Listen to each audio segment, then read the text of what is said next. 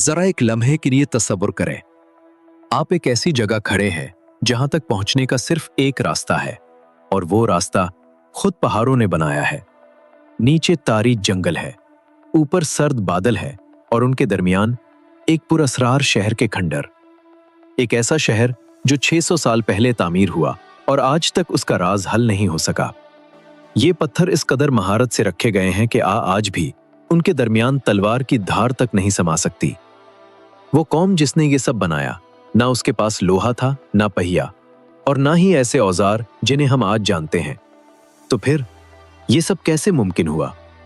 इसी सवाल में छुपा है इंसानी अजमत का एक ऐसा राज जिसे दुनिया ने तस्लीम तो किया, मगर आज तक पूरी तरह समझ ना सकी।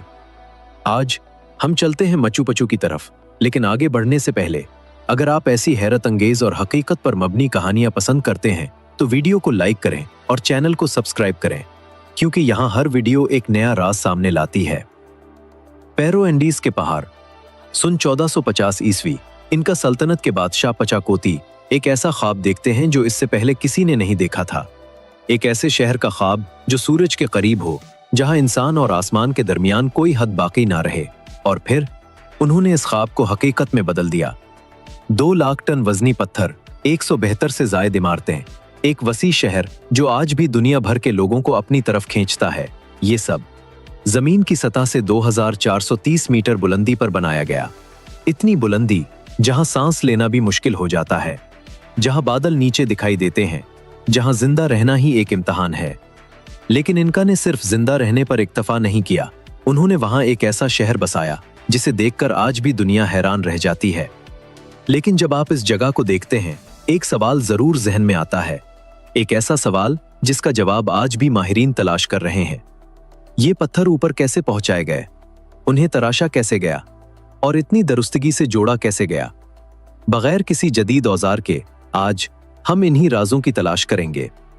पहला सवाल, और शायद सबसे बड़ा सवाल, मचू पचू में इस्तेमाल होने वाले ये देविकल पत्थर, इनका वजन औसतन 50,000 किलोग्राम था।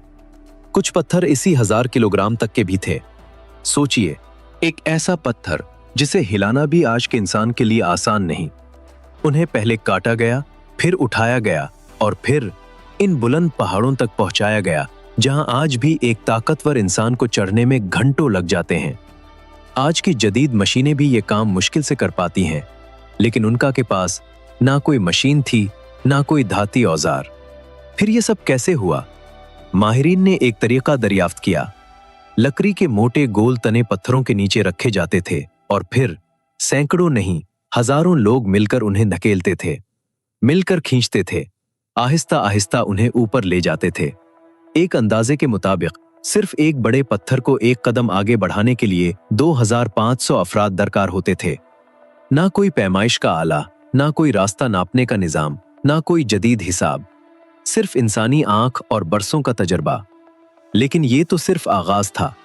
असल हैरत अब सामने आती है। जरा एक पत्थर को देखें, दुनिया के सख्त तरीन पत्थरों में से एक। अब तसव्वुर करें, उसे इस कदर दुरुस्तगी से तराशा जाए कि 2 पत्थरों के दरमियान एक बारीक धार भी दाखिल ना हो सके। आज हम इस काम के लिए जदीद तरीन औजार इस्तेमाल करते हैं, तेज धार धाती आलात, भारी मशीनें और जदीद टेक्नोलॉजी। लेकिन उनका के पास ये सब कुछ नहीं था। फिर भी उन्होंने ये कर दिखाया। कैसे? माहिरीन के मुताबिक वो एक सख्त पत्थर लेते थे और उसी से दूसरे पत्थर को बार बार रगड़ते थे। दिनों नहीं, महीनों तक, कभी कभी सालों तक ये अमल जारी रहता था। आहिस्ता आहिस्ता पत्थर की सतह हमवार होती जाती थी, और फिर 2 अलग पत्थर ऐसे जड़ जाते थे जैसे एक ही टुकड़ा हो। लेकिन यहाँ एक और राज छुपा है। ये सिर्फ खूबसूरती नहीं थी, ये एक ऐसी हिकमत थी जो वक्त के इम्तिहान पर पूरी उतरी। पैरो की जमीन जल्जलों के लिए मशहूर है। गुज़िश्ता 600 सालों में कई शदीद जल्जले आए, ऐसे जल्जले जो जदीद इमारतों को भी जमीन बोस कर सकते हैं। लेकिन मचू पचू का एक पत्थर भी अपनी जगह से नहीं हटा। ये कोई इत्तफाक नहीं थे, उनका ने एक ऐसा तरीका अपनाया था जिसे आज भी जदीद इंजीनियर सीखते हैं। हर पत्थर को उसके साथ वाले पत्थर के मुताबिक अलग अलग तराशा गया। ना कोई गारा इस्तेमाल हुआ, ना चोना, सिर्फ वजन और मुकम्मल दुरुस्तगी। जब जल्जला आता है, ये पत्थर एक दूसरे के साथ हिलते हैं और फिर वापस अपनी जगह आ जाते हैं। ना दरार, ना टूट फूट, एक ऐसा जोड़ जो मजबूत भी है और लचकदार भी। एक ऐसी तामीर जो वक्त से भी आगे निकल गई, एक ऐसी महारत जो आज भी इंसान को हैरान कर देती है। अब बात करते हैं एक ऐसे राज की जो मचू पचू को सिर्फ एक शहर नहीं रहने देता, बल्कि उसे एक हैरान कुन मुअम्मा बना देता है। मचू पचू में एक खास जगह है जिसे उनतियाहवा ताना कहा जाता है। इस नाम का मतलब है वो जगह जहां सूरज को बांधा जाता है। ये एक सख्त पत्थर का सुतून है, लेकिन ये सिर्फ एक सुतून नहीं, ये वक्त को समझने का एक जरिया है। अगर आप 21 जून को साल के सबसे लंबे दिन दोपहर के वक्त इसके पास खड़े हों तो एक अजीब मंजर सामने आता है। इस सुतून का कोई साया नहीं बनता, बिल्कुल भी नहीं। ये कोई इत्तफाक नहीं, ये मुकम्मल हिसाब और गहरी सोच का नतीजा है। अब जरा सोचें, एक ऐसी कौम जिसके पास न दूरबीन थी न कोई जदीद हिसाबी निज़ाम, फिर भी उन्होंने सूरज की हरकत को इस हद तक समझ लिया कि एक दिन, एक वक्त, एक नुक्ता, सब कुछ बिल्कुल दुरुस्त हो जाता है। और ये सिर्फ एक मिसाल नहीं। मचू पचू में एक इबादतगाह है जिसमें एक खास खिड़की बनाई गई। साल में सिर्फ एक दिन, 21 जून को सूरज की पहली किरण इसी खिड़की से दाखिल होती है और सीधी जाकर एक मखसूस जगह पर पड़ती है, न 1 इंच आगे न 1 इंच पीछे। ये वो दरस्तगी है जिसे आज भी हासिल करना आसान नहीं, और ये सब बगैर किसी जदीद औजार के, सिर्फ मुशाहिदा, सिर्फ सब्र और नस्ल दर नस्ल इल्म। मचू पचू की पूरी साख्त एक राज छुपाए हुए है। ये शहर सिर्फ रहने के लिए नहीं बनाया गया था। ये एक कैलेंडर था, ये एक घड़ी था, ये एक ऐसी जगह थी जहां इंसान आसमान को समझने की कोशिश करता था।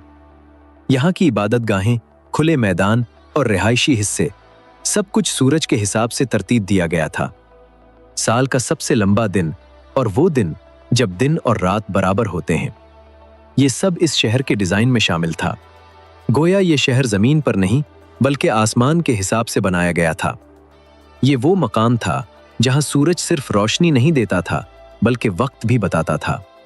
और शायद उनके लिए ये सिर्फ इल्म नहीं था, ये अकीदा था, ये इबादत थी, ये एक ताल्लुक था इंसान और कायनात के दरमियान। लेकिन जितना हम इस शहर को समझते हैं उतने ही मजीद सवाल पैदा होते हैं, क्योंकि असल राज अभी बाकी है।